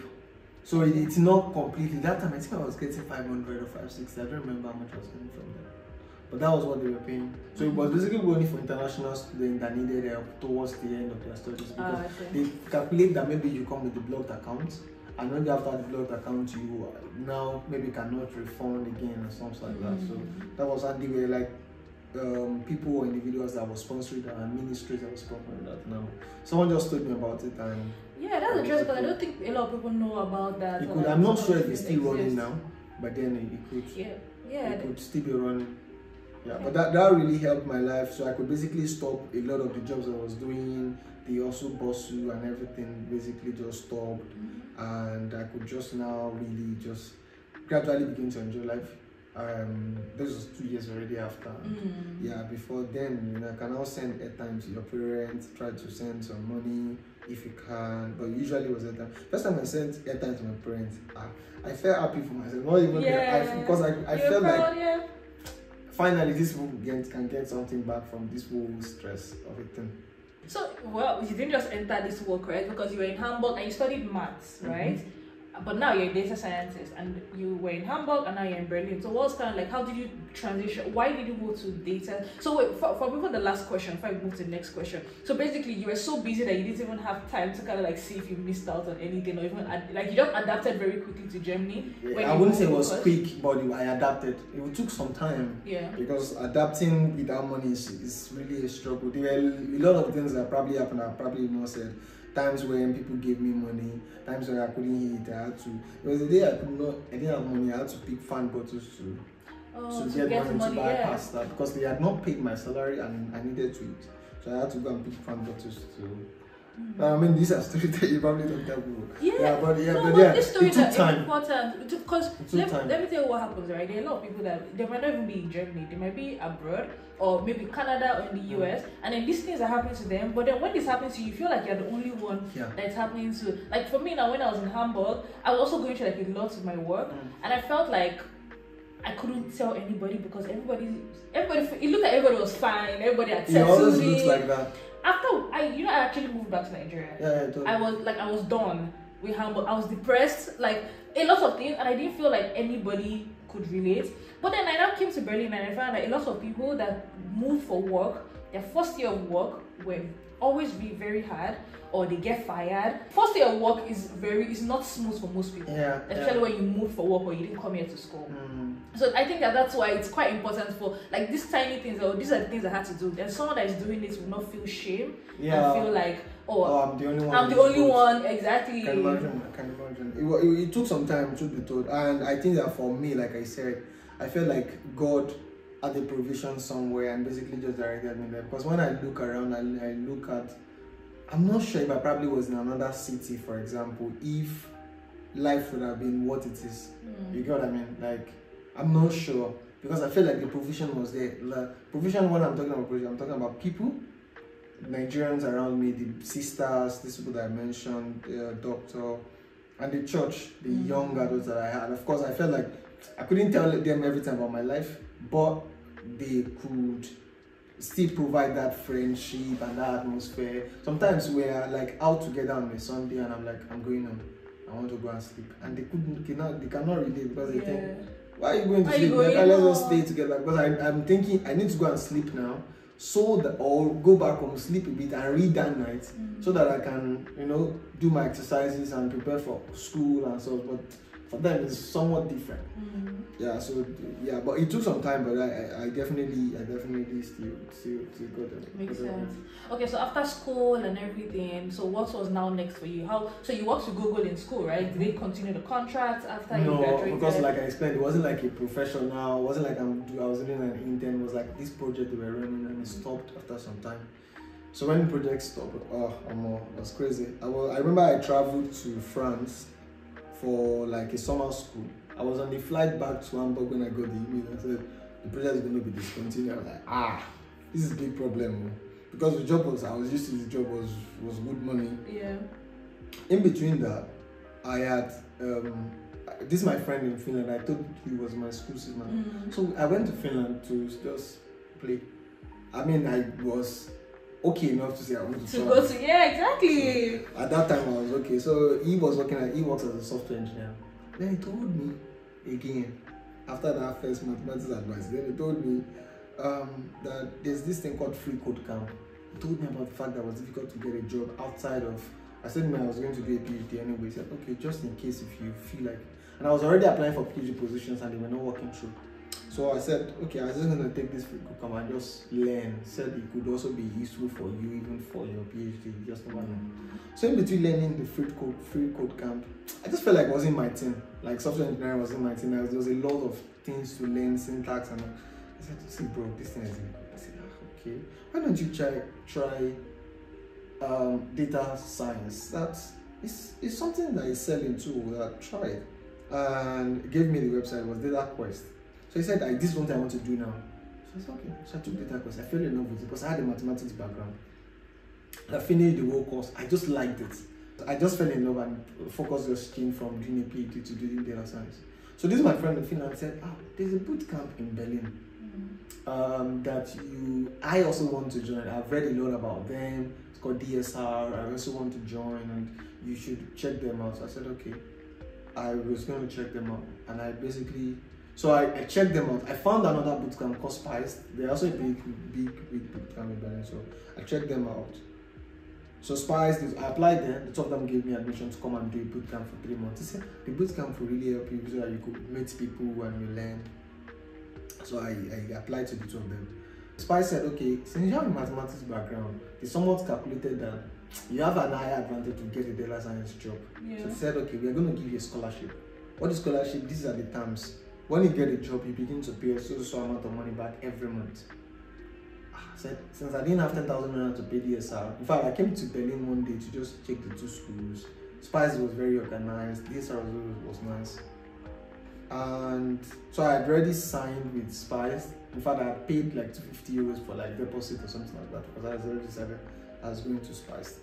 Randomly, the director at DSR, he just saw my post and just liked it, sent me an email and said, hey, I just see what you've been writing, you've been doing very well. I'm going to give you a 5,000 euros scholarship. So that 10,000 euros that you're supposed to pay, don't pay, just pay only 5,000. I had to call him that, sir, are you sure about this? Are you sure about this thing? Yeah. He said, don't call me, I'm busy now. Don't worry, I'm sure, I know what I'm saying. I said, really? So I called Spice, I said, please, my 250 euros. Help me. Give me back. He said, no, it's not refundable. I said, you want to use my money to plant flower. Okay. So that's how I got into this. I mean, that scholarship was really helpful, but if not. And you were going to pay the 5,000 when you got the job? When I get, no, I was going to pay the 5,000 on the spot. This was the problem. So, but then I felt like when I looked at the terms for Spice and how much I was paying back every month, if I start working, if I remember, I got a job as an intern. I was just reading my emails, and they said they were going to pay me 1,700 in Munich as an intern. That's an intern. I was only paying Spice. Before or after tax? This was before tax. So you can imagine if I took that internship position after tax, I don't know how much I'm going to be getting. Maybe 1, 2, and I was going to be living in Munich. That's expensive, yeah. And I will be paying out of that one too. Right? I'll be paying by some certain percentage out for the 10,000. So I basically just calculated that I will also for that 5,000 and pay you than get the 10,000. So I already had a gold card, so I got money from the gold card. Credit card. My credit card. So I paid. No, I think I had some savings. So I paid 2,500 to them because I paid halfway. I don't remember exactly. I think I paid like 2,500 to them. This is my friend in Finland gave me 500 euros. The guy has been really all over my life story. Yeah. He gave me 500 euros. Said, "I'm supporting you with this money because I know that what you're doing is a very big step of it." And this was it. A lot of my colleagues, a lot of my friends in Hamburg at the time, and this is something that people do. When you finish your masters, people don't want to exmatriculate because immediately you finish your masters, the shield that German government has put around you as a student, all of those students are benefit you living in a student hostel, you are getting semester ticket. It's basically removed. It's like a basic sudden change, and they give you 18 months to try to get a job that is in line with what you have studied. And if you don't get that, you don't get the blue card or you don't get the president from my go back to Nigeria. You can imagine going back to Nigeria after like 3 masters, years, and you're like, what am I doing here? So you will see people trying to postpone that masters, doing more, or when they finish a master, try to apply for another masters. So for me, even for my friends in Hamburg, it was really strange. Like I was going for trying to be professional. So it was like, I remember, they were shocked that you were graduating. Like I exmatriculated from Hamburg. They gave me 8 months on my visa. So out of my 18 months, I already had 8 months. I came to Berlin. I didn't have a place. I didn't have money to even rent the house anyway. So I was staying with one of my friends in Lichtenberg then. And I would sleep on the floor. He was a student who he had someone that was squatting with him. I would sleep on the floor for 4 months. Oh wow. 4 or 5 months, I was sleeping on the floor. But in the middle of all of that, I just somehow had the feeling that everything was going to be fine. Yeah. And it wasn't also the first time I was going to be in that sort of down position. So it didn't help. Sundays I had to go to class on Sundays as well, and on Saturdays. I didn't have anything. There was nothing. I mean, the only thing I think I had was my bag, my laptop. I was dating. And you moved from Hamburg? Then? I moved. The things I had a TV in my room. You know, I was already settling into that room. I had a TV, I had things. I basically just dashed up because I was coming to Berlin. There was nothing. I was coming to squat. In fact, I couldn't change my address. So all my health insurance, everything, they kept sending letters to me. It kept piling up. It was when I got the job, I actually even cleared everything out with interest. So for that 5 months, I was just a nobody. I was nowhere. The only thing I was doing was I was doing data science in this boot camp. I remember I didn't have, first time I got to the school, they said, we're all going to lunch. So I went with them to lunch. I paid 10 euros or 15 euros to eat. I said like Samson. What are you doing? If you eat this 10, 15 euros every day, this 500 that this boy gave you, you cannot have it for 3 months. So from there, what I used to, every time we say they're going to say, see you later, choose. I go to the netto. There was a netto around the school. There was this noodles that you pour hot water inside it and it's not done to. That's what I used to buy. I'll eat that, and then I'll buy one drink and probably some pastries and just eat. And I did that for 3 months. And when I get home to this my friend's place, maybe they cook concussion or we'll just eat it together. Of course, it wasn't always good food because funniest part, later we became 4 in the room. So my space that I was sleeping on the floor, I would have to share that space. But in the middle of it, I just kept on. So I finished, graduated in December in boot camp. When I finished, I started applying for jobs. There was a job. I remember 31st of December 2020. This is 2023, right? Yeah. 2020. No, 2019. Yes, 2019. I was in the 3rd round of a job. The company is called Grover. I don't know maybe you know. They rent appliances. I was in the 3rd round. So I felt like, in fact, I was in my parents. I was calculating I'll get this job. I was already looking for an apartment. Like, they just sent me an email on 31st. Sorry, we went for someone who is more expensive. I was mad. I remember I was telling my girlfriend, who's my wife now, then, why is God just against me? Why is everything I'm doing? It's like God is against you. I went to the crossover night that day. I just look at everybody jumping and happy. I was like, what's wrong with this? Why are they excited? I stood at the back in the same structure with and just like, what that is about to I don't know why they're even serving God. 6 weeks after I got a job with BSF, I told BSF that, see, I am not registered in Berlin, or of course I'm staying with a friend, but this job, you need to get me an apartment. I started my work in March 2020. 2 weeks in the job, COVID started, so I was working from home. They paid my first month. It was only supposed to be 1 month. So you moved from sleeping on your friend's floor to move to like a serviced apartment, hotel. The first time I slept on the bed in that place. Yeah. Imagine sleeping on the floor for 5 months, and then after that, moved to a bed that night. So since March, I got the job mid of February. Since my contract was going to start on the 1st of March. 1st of March was going to be a Sunday.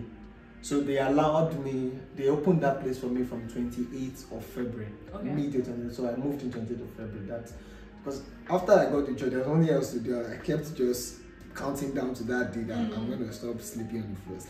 So I got there. My friend helped me. That guy was really amazing. I remember first time on the bed. That time, I couldn't buy train tickets. If we are going to church on Sunday, because where's the money?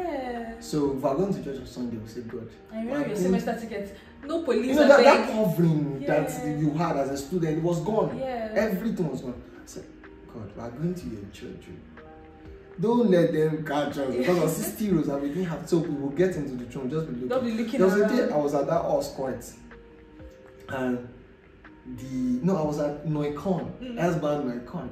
We were coming from horse court, so we got to the Noicon and the people, the controllers, they entered from the front.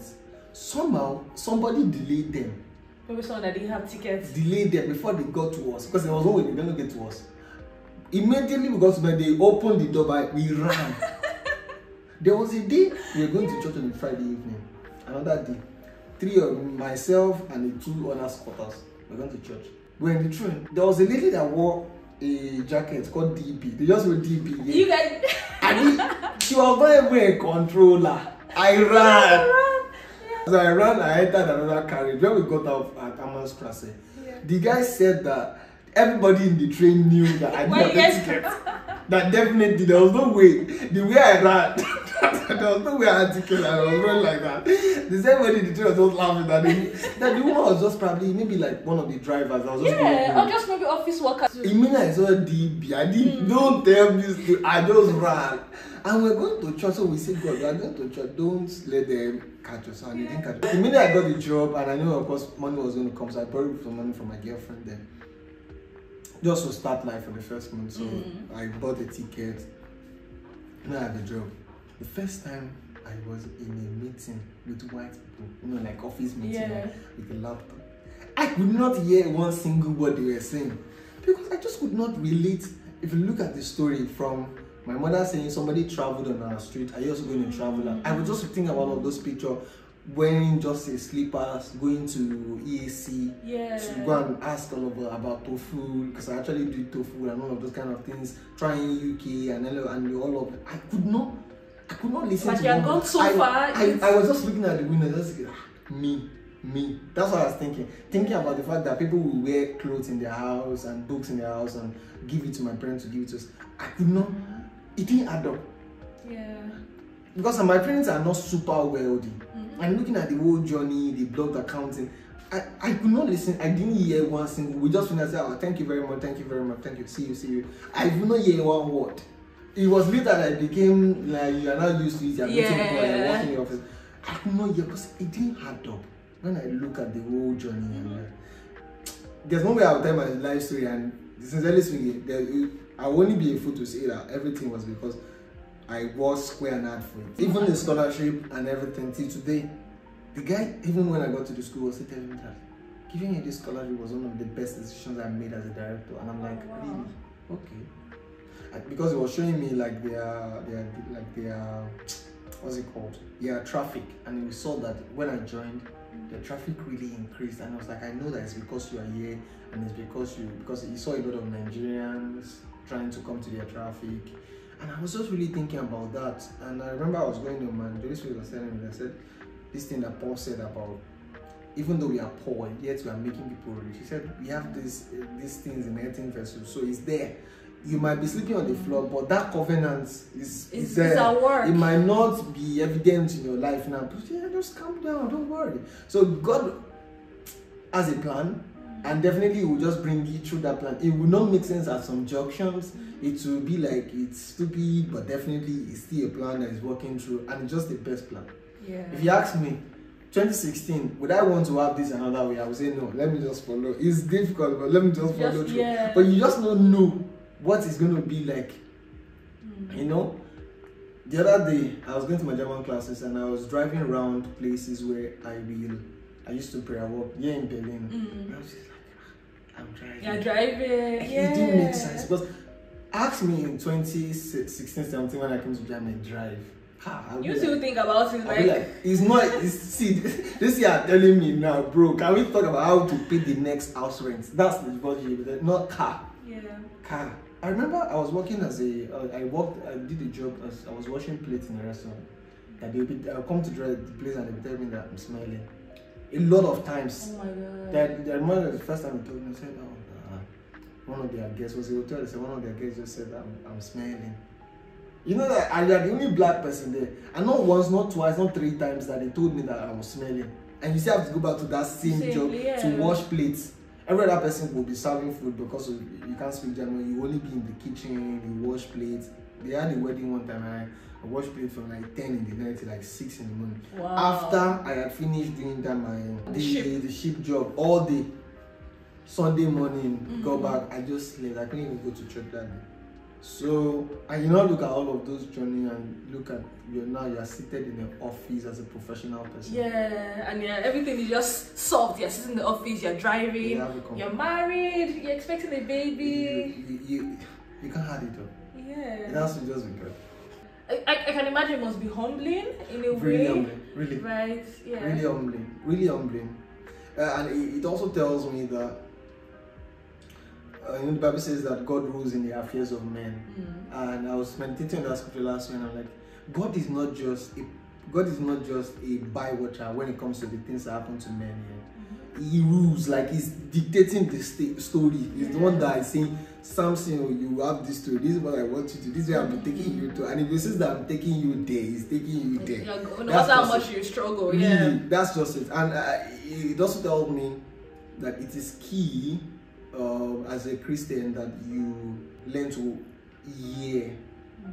I can track some of the things that happened to me to obedience. Will I say obedience? A lot of times in my life I would say instructions are key. Like you, of course, train yourself to listen, to hear, to just obey. I'm not going to say I'm the super obedient kind of person. Many things that God has told me, I've also disobeyed. Yeah. But I can track some places in my life where I have really received, where I've been a beneficiary of God's favor to instructions. So do it this way, and then doors just open. And a lot of times in my life, I've seen that a couple of times. So I would say they are key. And like I said, God is a dictator in the affairs of men. Yeah. He directs how things run. He's not just a bystander. God is just taking center.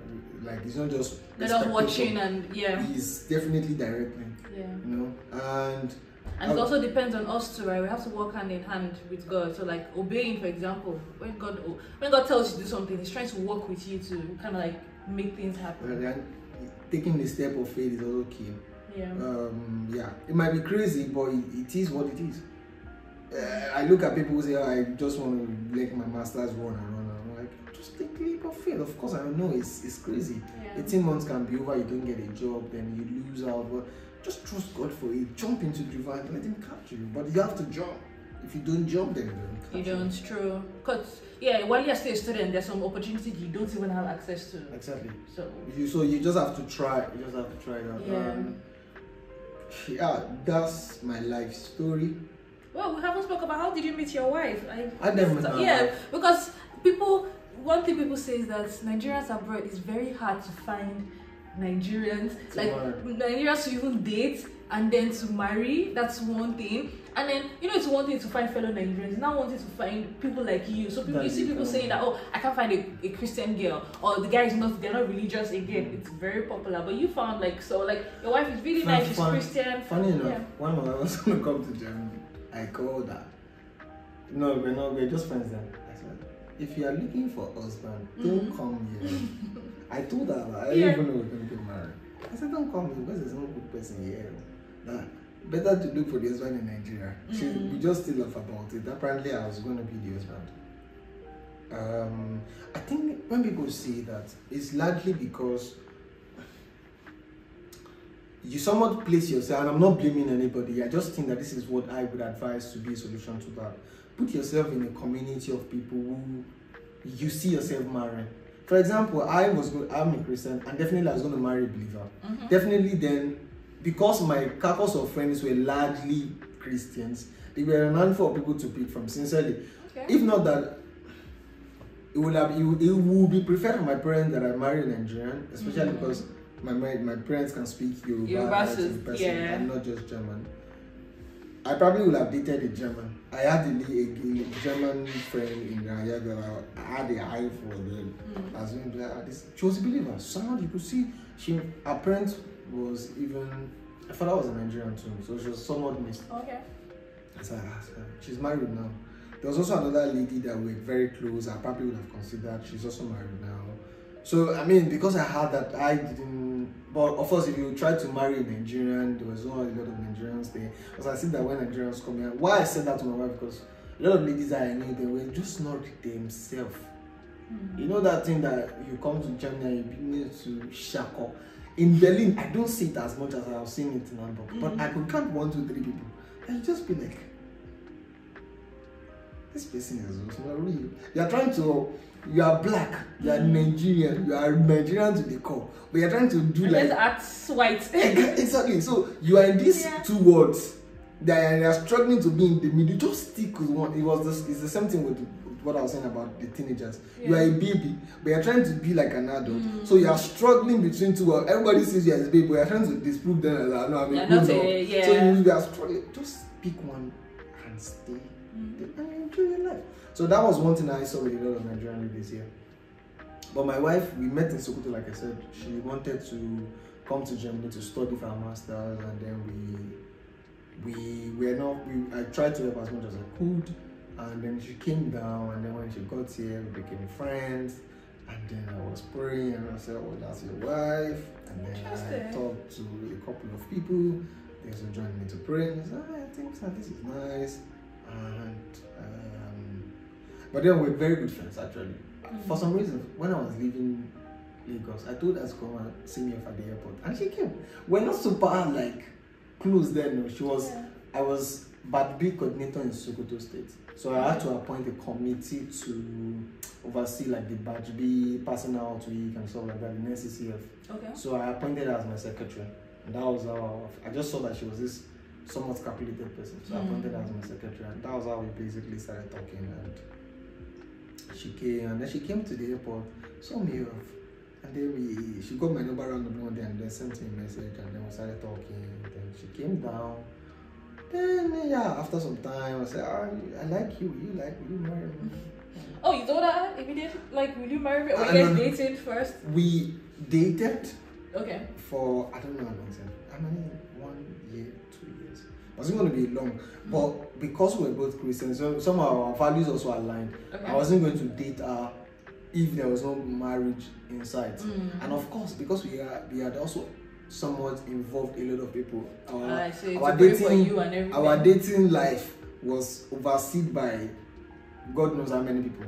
Yeah. So you can't do rubbish. I remember one of them was calling me in between our date and said, okay, so now that she has said yes, when are you guys getting married? I said, I don't have a date yet. She said no, that she would never agreed to such that even if that date is not going to work out, we should have a date that we are planning towards. So it's not like we're dating forever. You want to keep her. There were people that are fighting for my wife on her behalf. That's so nice. She said no. It was later this man was happy that said no, this is what my wife is trying to say. I should just plan. Yeah. So that was how we met.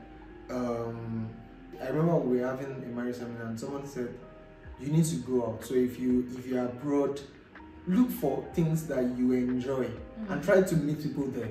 For example, if you enjoy painting, go for painting classes. You might most likely meet someone that likes painting, and then that would become like the basis of your friendship. And then you can then examine, do you want to date this person? But if you are abroad, the abroad somewhat gives you the tendency to want to be by yourself and stay indoors. If you stay indoors, your wife will not come to meet you indoors.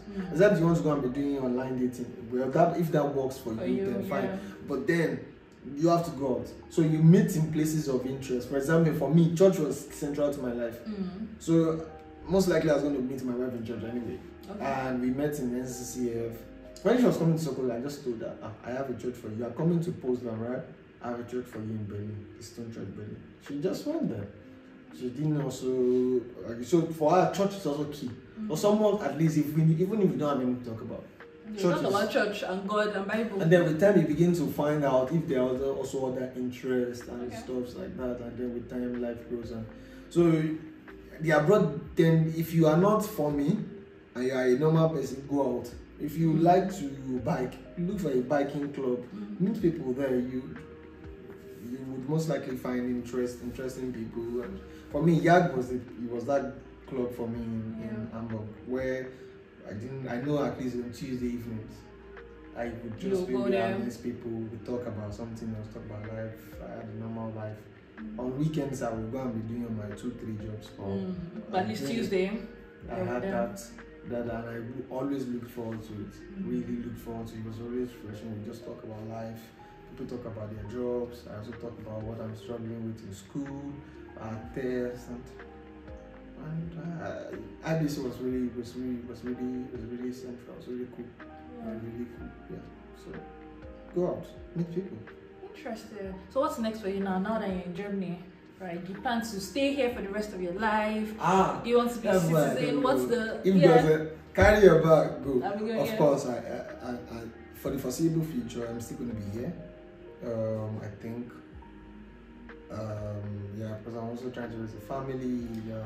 Yes, that's true. I was going to talk about that. How do you feel? How is it like raising a family? Like, you literally came here by yourself to school. Now you've done school, you have work, and now you have a family. Like, how is that? I sincerely don't know what I'm doing. Truth. I don't know what I'm doing. Oh, that's honestly. That's what Pastor said to me. What I said, you just go marry. You know what you're doing. I sincerely don't know what I'm doing. I'm just taking it day at a time because it's a different thing entirely. Especially now you have a wife. You have a child that's on the way, and you know you're going to be a father soon in a different land. The whole thing is different. The whole hospital thing, and then the system. Of course, I'm trying to learn German now. Okay. My German classes are now, but really, I'm just taking it at a time because I actually don't know how it works. But I think that once we make a decision that we want to do this, and we basically just work towards it and find out how to do it. Yeah. For example, I don't even know so much about the whole guitar system, but I know that when the child comes and it's time for the guitar, the child will enter guitar. So we are just trying to take, because it's a lot, and there are now considerations to be made. Now, job, you have to also now think about your family. You have a family. Even if I want to change it, for example, I'll be looking for a job that definitely helps me to be more with my family and stuff like that. So. Really just taking it a day at a time. Life is beautiful. There's no stress. That's so nice to hear. Like, even with everything that you had to do and go through, like a lot of people don't come out saying life is beautiful. It's like, oh, I wish I was back in Nigeria, or I wish certain things could change. But I mean, look, if you look at now, I'm going to be 7 years in Germany in May. Officially, then qualify for a German passport. Yeah. And I look at if I get a German passport, even just being in Germany. The opportunities that are available to me, I'm not sure maybe if I remained in Nigeria I would get those opportunities. I might get a German passport and then say, okay, I want to go back to Nigeria. I'm a different person when I return than if I stayed. Yeah. You know? So you don't regret leaving? So definitely don't. Of course, truth be told, do I miss my parents? Yes, I do. Do I enjoy when I go to Nigeria? Yes, I do. One thing I enjoy most in Nigeria, I drive my father to work in the morning. That time it's just the two of us in the car when I drive to work. It's the best time. Really. It's that time when my father just said, just tells me about his life story. Like, from his point of view, the years is ahead of me, tells me about what his evaluation of life is. Like saying, there was last time I was saying something like, when I look at life now, like, he said something like, oh, I have 3 kids. I have 4 kids. All my kids have studied. I have a house. I had a car. And that's basically what they used to achieve in life. They said I don't need more. Says I'm okay with what I have. You know, when you look at that, when you hear such statement, you'll be like, all these awesome bosses. What are you running for? Yes. At the end of the day, you'll be like, okay, what do you need? You know, it gives you at least a perspective to life that all these, I want to have 10 houses, 10 cars, this and that. At the end of the day, you'll be like, the things that really matter are not maybe some of those physical things that we want to acquire. And they don't stay forever too. Like, your children being young doesn't stay forever. Like, if you're chasing money when you should be with your children, you miss out on those important things, right? Like, it's not. It was just like, I'm okay. Like, I said that I'm not wishing to die now. I said, but fine. My mom too will say something like, if you call my mom during the week, if you call her before 12, because she's not pick, she's in church. I'll be like, please, you people don't have any other thing. Like, yes, all parents are now in church. What am I looking for? Please. Be like, I said today, I can call her, where are you? I'm in MFM. You are supposed to be at the Apostle Church. I said, yes, I was just passing by the church and I heard that the prayer is hot. So I went to join them. I feel like, she said, the only thing I want to be doing in my life now, I just want to sit down somewhere and then they will preaching the Bible to me. I'm okay. Yeah. And let me just. Nigerian parents are just like that when they get to a certain age. It's beautiful to see, because sometimes you're like, what are you looking for a church? But then later you understand that really, what else? They've done their parts. And they need that activity also to stay alive. The community, they need activity. They need that to be going there so that they can task their memory, move their bodies. They really need it. Yeah. If you give my mom, that's why sometimes even if I want to bring my parents here, they just can come for a short while. I say, just be home. What are you doing? And they'll be going out with me. Yeah. But that church, just leave. Let them go to the church. Go. It's fine. If you call my mom before 12, it will just be ringing. You'll not get that. I know what's from. I hope that this encourages someone that, like I said, God is not just a spectator in the affairs of men. He dictates, he rules. He can say this is. He can change situations, and I think it calls them to believe. If God says that I will do this, it calls to believe, and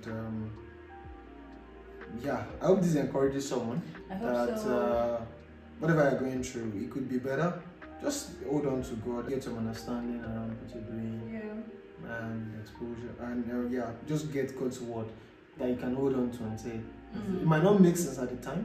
One of the things I'm saying now, it makes sense even more to me because of the things that have happened. Yeah. But it might not make sense at the time, but in the future, it will come along. And step out in faith, just as you said. Yeah, step out. You just have to. I think I've done a couple of cases in my life. Even when I'm like, hey, you did that? Yeah.